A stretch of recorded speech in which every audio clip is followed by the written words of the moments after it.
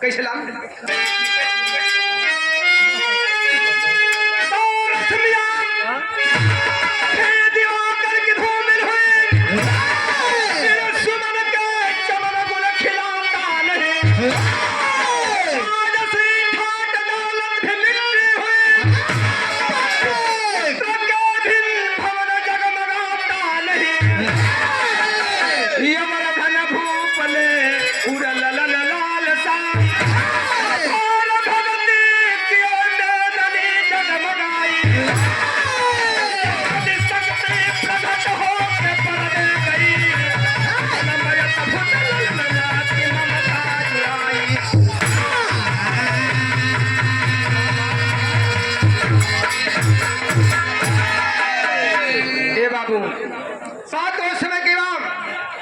समय राजा आवर्धन के कोनो संतान न रहल बाबू।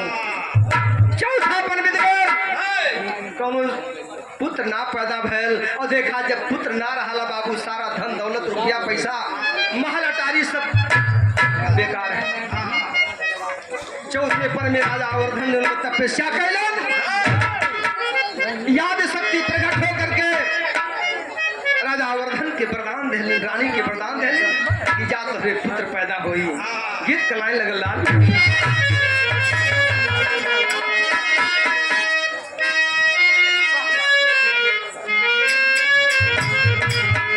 उहे गीत कलाए बजावत बन लइका का कि कर तुम न रहोगे, कि कर तुम न रहोगे तो वफा कौन करेगा।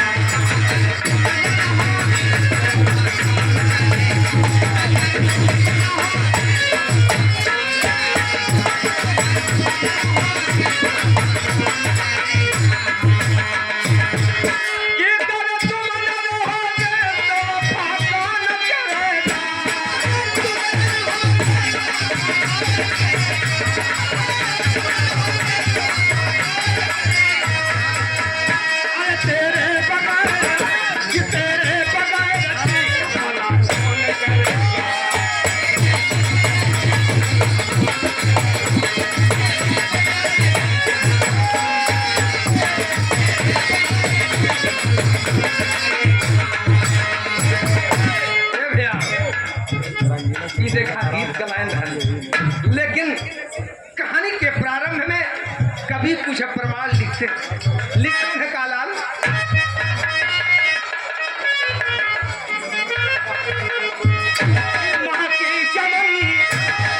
महकी चमन की डाली खुशी को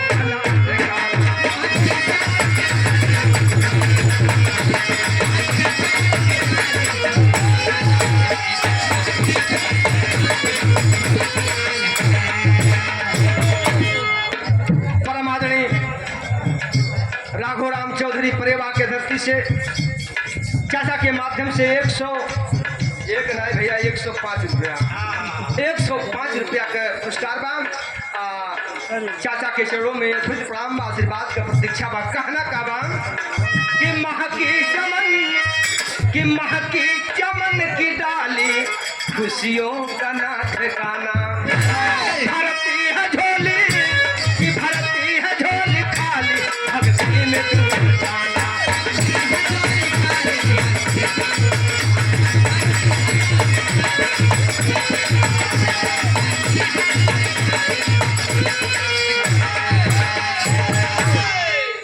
से कहानी का शुरुआत ले गए लाल कैसे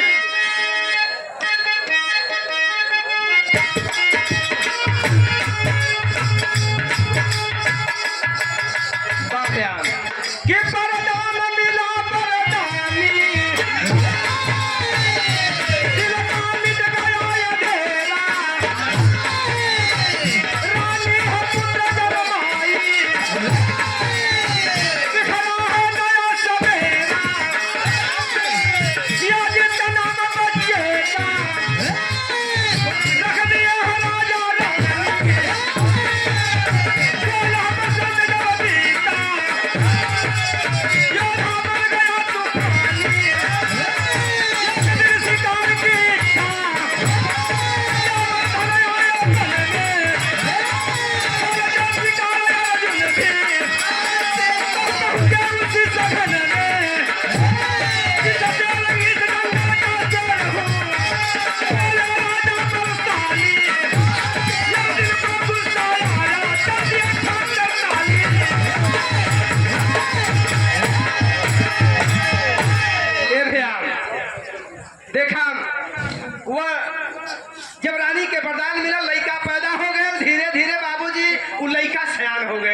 जब सयान हो गया 16 साल का हो गए ले भैया, एक दिन राजा वर्धन चौथे पन में कहलन शिकार खेले के इच्छा होत बा।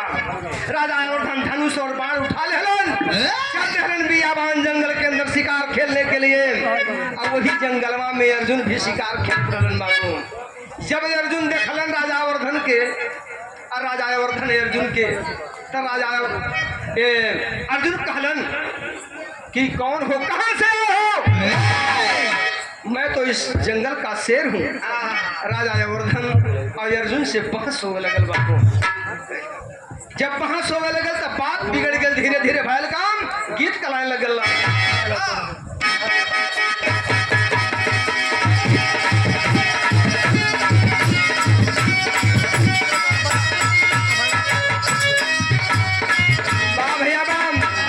देखा लड़का ये गीत का इशारा करतो, ज्यादा भाषण ना दे, मैं तो कहीं भी बहुत समय ले लेला। उहे गीत बजावत हो किया रे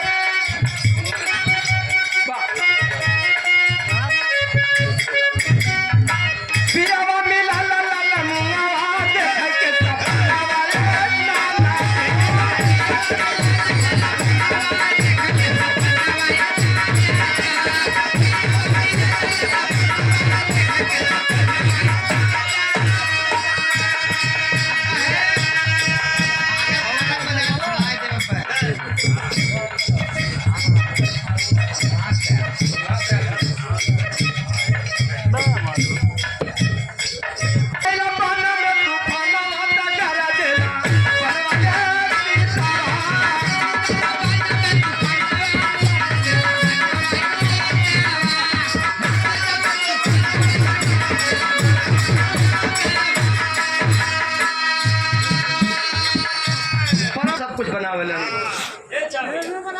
भैया के माध्यम से ये देखा 21 रुपया का पुरस्कार बा भैया की चरणों में यथोचित प्रणाम बा, आशीर्वाद के प्रतीक्षा बा, कहना बा काम। देखा राजा वर्धन का निशाना चूक जाता है, अर्जुन के बाण से राजा वर्धन का सिर कट गया बाबू। और जब राजा वर्धन का सिर कट गया तो भैल का लाल है तैयारी में राजा का मुड़ी उड़ी गई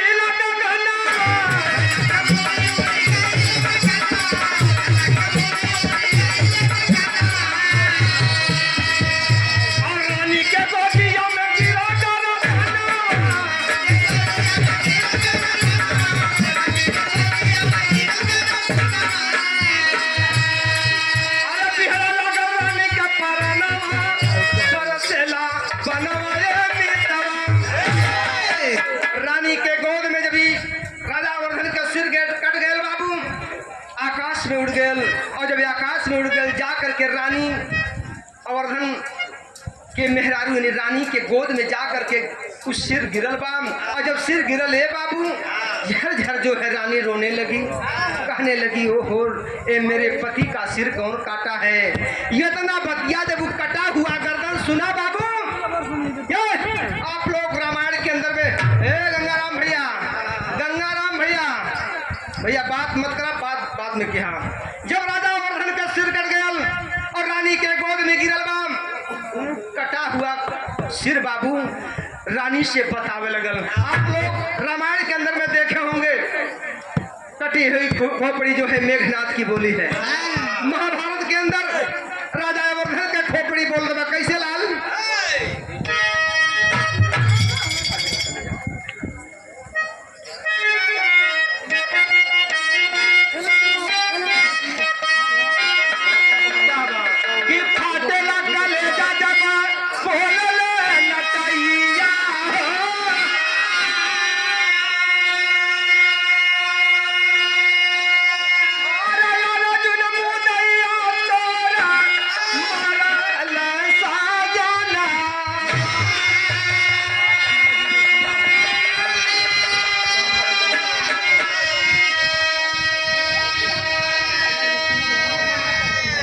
कटी हुई खोपड़ी जो है बता रही है अपने रानी से कि तोहरे सुहाग के मारा वाला के बा बताओ तो बाका। अरे इतना कहता पंछी छोड़ना पिजरावा,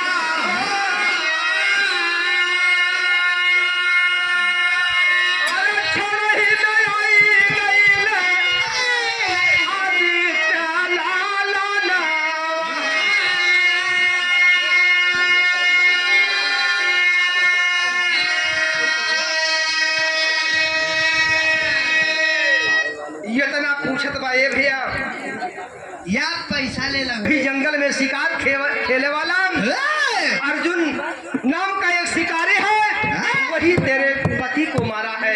इतना कह के ये बाबू बात कर तुरंत मार दे। वह प्राण पखेड़ू बाबूजी वह खोपड़ी से उड़ गए बाम। इतने में उ लइका पहुंच गए, राजा वर्धन का लइका आदित्य। जब वो लइका आदित्य आ गए तब भैल का अरे पूछे ला आदित्य तब पिता का मरनावा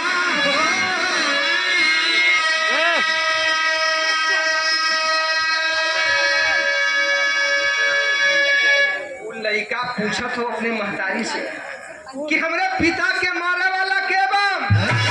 महतारी रो रो के बतौले बा कि तोहरे पिता के मारे वाला एक अर्जुन नाम के शिकारी वही बियाबान जंगल में बा, वही शिकारी तोहरे पिता के मरले हो।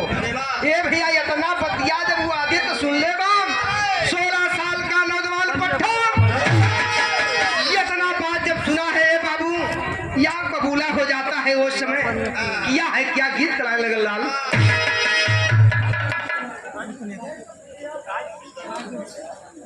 परमादि राजदेव विश्वकर्मा परेवा के धरती से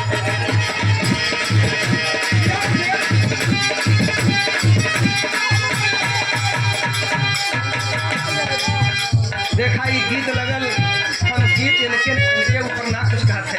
ये भले हम लखा लखा कुछ कहा लेकिन हम इनके ना कहा। वह गीतिया कराने बका कि नया नया माल भाई गाड़ी बेबी डालना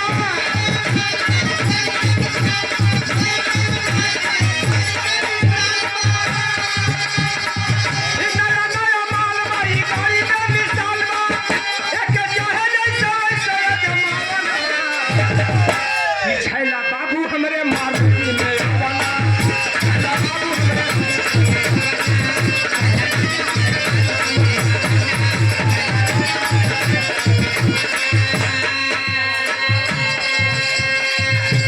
गीतिया कलान रहा। लेकिन बाबूजी वह आदित्य लइका 16 साल का लइका करे कैले का भैया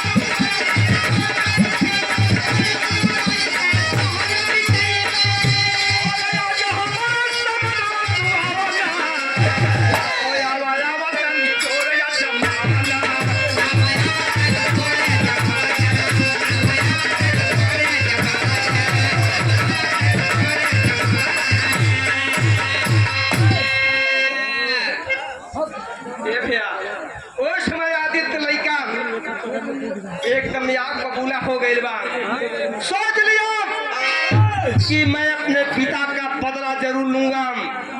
कैले का बाबू लड़का तैयारी में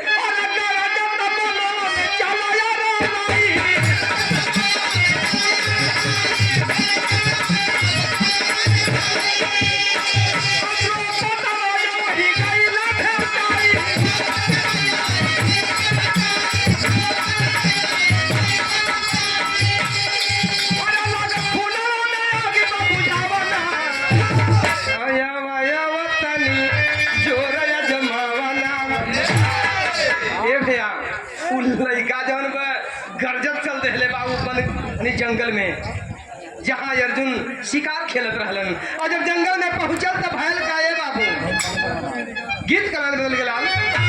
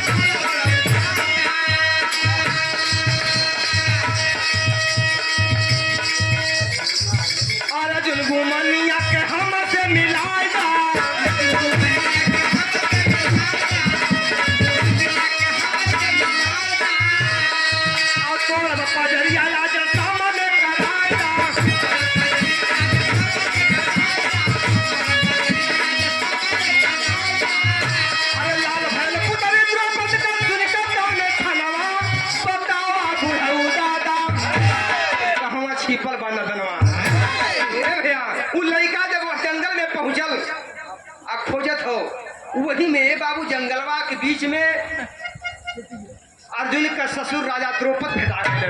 और जब द्रौपद भेटा गए तो उ 16 साल का लड़का कहले बा कि हाँ बुढ़ऊ,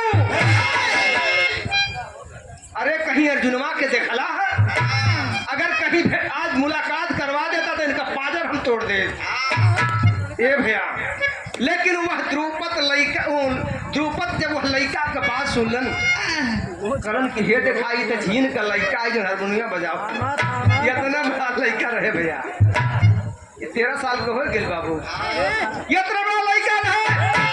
और जब वो बुढ़ऊ दादा यानी राजा द्रौपद सुनलन वह लड़का के मुखारबिन से ऐसा बात कि आज अर्जुनवा के कहीं मिला देता तो उनका हम पाजर तोड़ दे। इतना बतिया सुनलन ए बाबू, ये तो भैल का गाना के अंदर भाव लगल।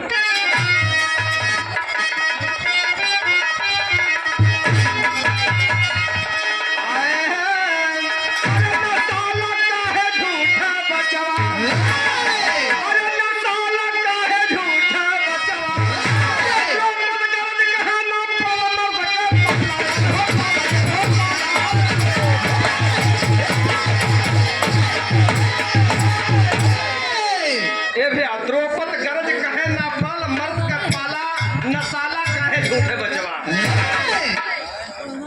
उन लड़का के कहत हवन द्रौपद कि बहन लड़का हुआ, हाँ लड़के जा जंगल के बीच से चल जाते हैं, तोहरा बस के काम ना बाबू कि अर्जुन का सामना कैले।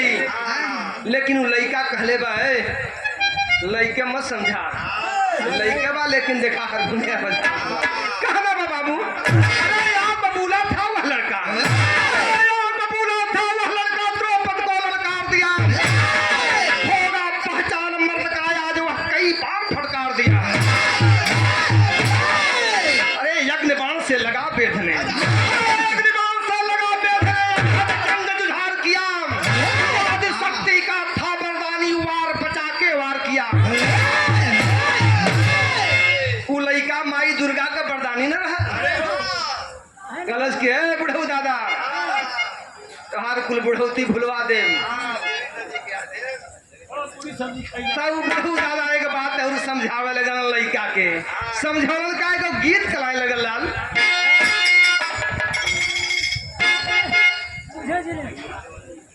ए भैया देखा कोनो प्रेमी अपने प्रेमिका की कहत हो, थोड़ा ऋषि कहाँ हो गए है, कहीं वो टाइम देहले रहे, प्रेमिका टाइम देहले बा, लेकिन टाइम से पहुँचल ना बा प्रेमी या प्रेमिका में भैया थोड़ा सा आगे पीछे का बात हो गए है, बहुत विलम्ब होत रहल। वो इंतजारी करत करत भैया वो परेशान हो गए, तो कहे लगा जब मुलाकात भैल बहुत देर के बाद जब वो प्रेमिका आयल तब देखल प्रेमी के हमारे गंगाराम भैया लिए रहे, कहे लगल का कहन बाबू, अरे चालू हन्ने कहन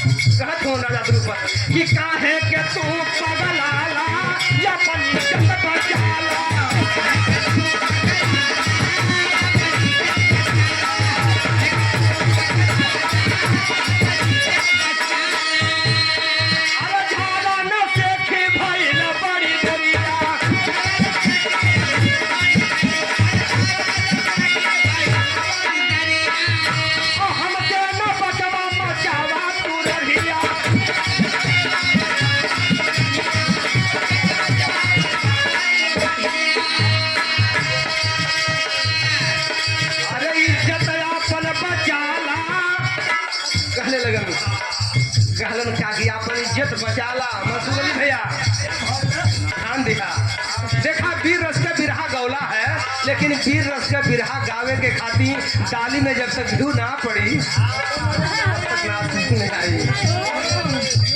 एक लिए कहना बात राजा द्रुपद कहलन वह लड़का से कि अपन इज्जत बचा के चल जा बच्चा, पेश ना पैबा। लेकिन ए बाबू लड़कवा माई दुर्गा का बरदानी न रहे, कैले का बा भैया भाव बदल गेल।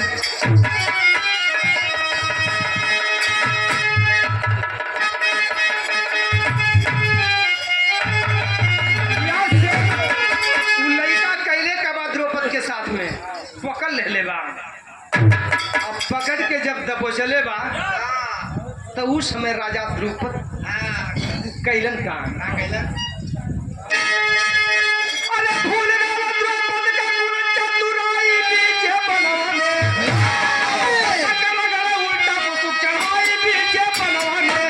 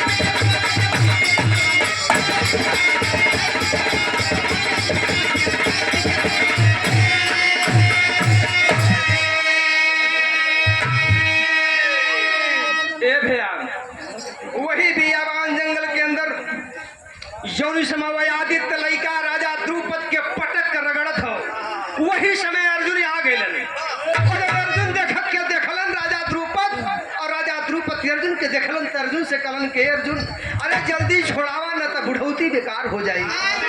जौनी समय अर्जुन चलन छोड़ावे वही समय वह 16 साल का लड़का आदित्य ऐसा बाढ़ मरले बा कि अर्जुन जाके उल्टा पेड़ पर टंग गइलन, पैर ऊपर हो गया। ए गंगाराम भैया देखा वो दुकानदार, हाँ हो तू दूध दे वाला है भैया, ए बतियावा ना भाई, बात करे आप असले। और समय वो लड़का ऐसा बाढ़ चलौले बा कि अर्जुन का पैर ऊपर हो गया, सिर नीचे, और पैर पर टांग देले बा। वो लड़का अर्जुन के छुअलस ना, अपने पान से टांग देले बा। तब हल काम अरे धर्मराज सहदेव नकुल भी बहुत बारी पारा हो, सबको बांधा उसी पेड़ में, चलो न कोई का चारा हो। केहू के चारा ना चलत बा। धर्मराज सहदेव नकुल सब पारी पाना पहुंचलन। अरे तपन का बोलल कहां जोर बिरताई बीच बनवाने, इनके पद का सरिये पर मुधियाई बीच बनवाने।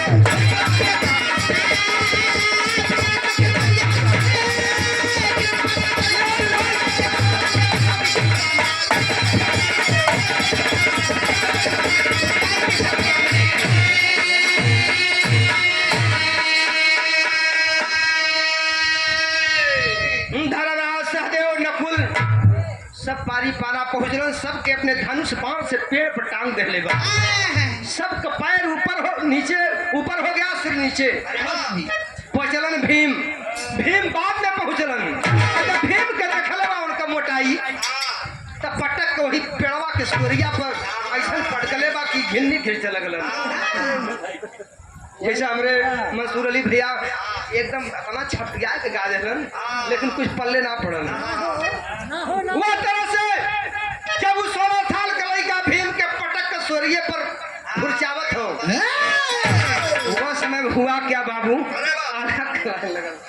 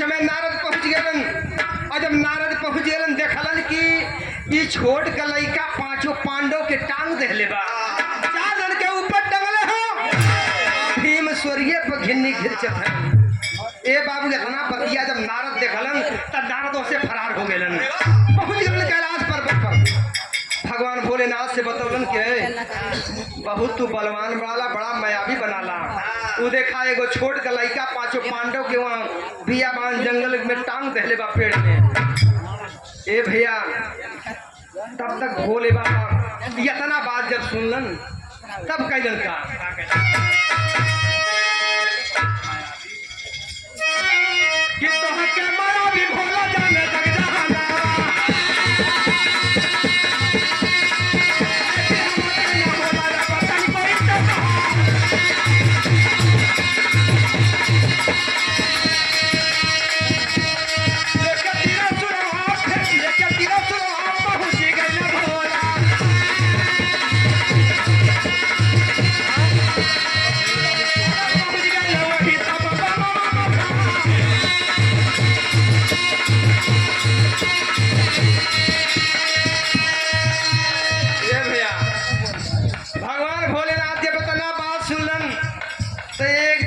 कारण कमर ऐसा लड़का हो जो पांचों पांडव के परेशान कैले बा लेकर के त्रिशूल चल दिए उस बियाबान जंगल के अंदर। कौन जंगल है बाबू? सुमेर जंगल।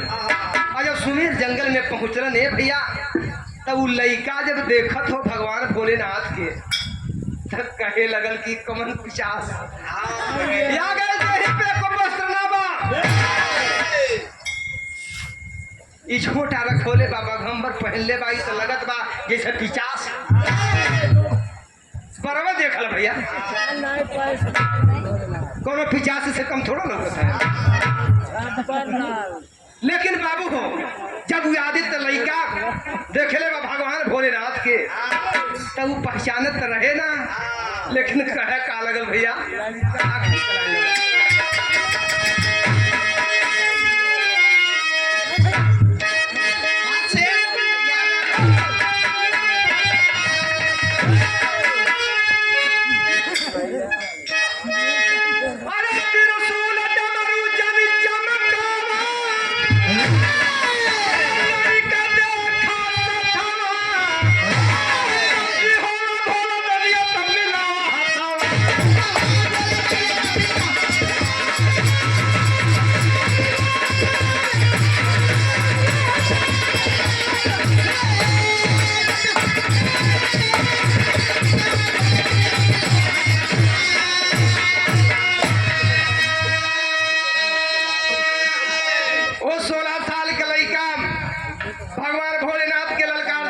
भोलेनाथ जब इतना बात सुनलन कि का खड़ा हुआ अरे मर्जी हो तो हाथ मिला के देखा भगवान भोलेनाथ को भी ना जानत रहलन तो कैलन का अरे फेंक दी है त्रिशूल क्रोध में पास में पहुंचा भोला हो और आज शक्ति का था भगानी ढाई का सन टोला वो समय वो आज शक्ति का वरदानी न रहा भगवान भोलेनाथ के पकड़ ले बा तो फेंक दिया त्रिशूल क्रोध में पास में पहुंचे भोला यहाँ शक्ति का था वरदानी ढाई का सन टोला भोला झाड़ फुटलिया मिलावा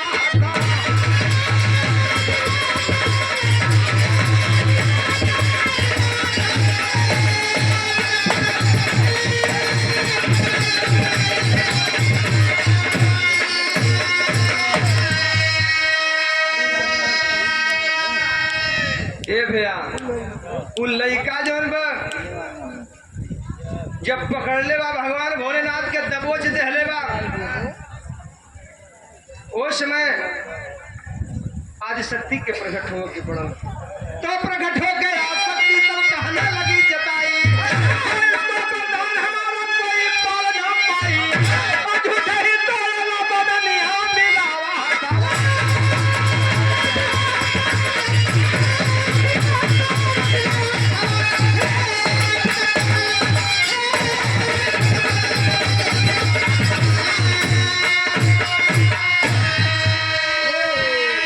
भगवान भोलेनाथ खूब झाड़ लगता। अब सोचत हूँ कि अब का करी, ई लड़का तो हमके एकदम दाब देले बा, याद शक्ति भी प्रकट हो गई। ए बाबू वो समय जब माई दुर्गा प्रकट होकर के कहने लगी क्या कि लड़का को हमार वरदान हो, ये लड़का के केहू हरा ना पाई। उस समय भगवान भोलेनाथ, ए भैया भगवान भोलेनाथ तो उस समय कहलन का, तो मन ही मन से सोच रहे कि अब देवता कोई छोड़ाई, अरे याद शक्ति का था वरदानी। उस समय त्रुटि होगी बाबू, उस समय मन ही मन से सोच रहे कि देवता कोई छोड़ाई, अरे याद शक्ति ने किया इशारा, तब उठ के चले पर आई, गायब हो गई भवानी हाँ मिला।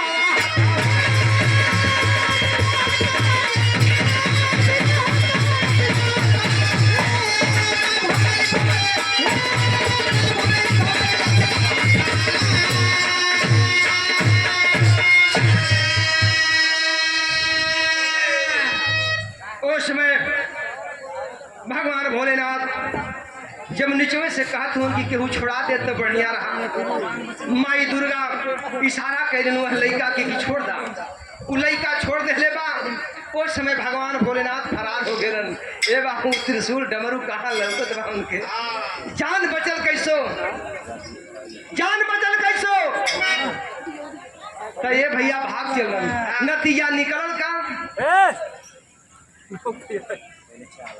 तो गुरु रमन गुरु रतन लाल कहा शिक्षा दे गए कुंवर कन्हैया।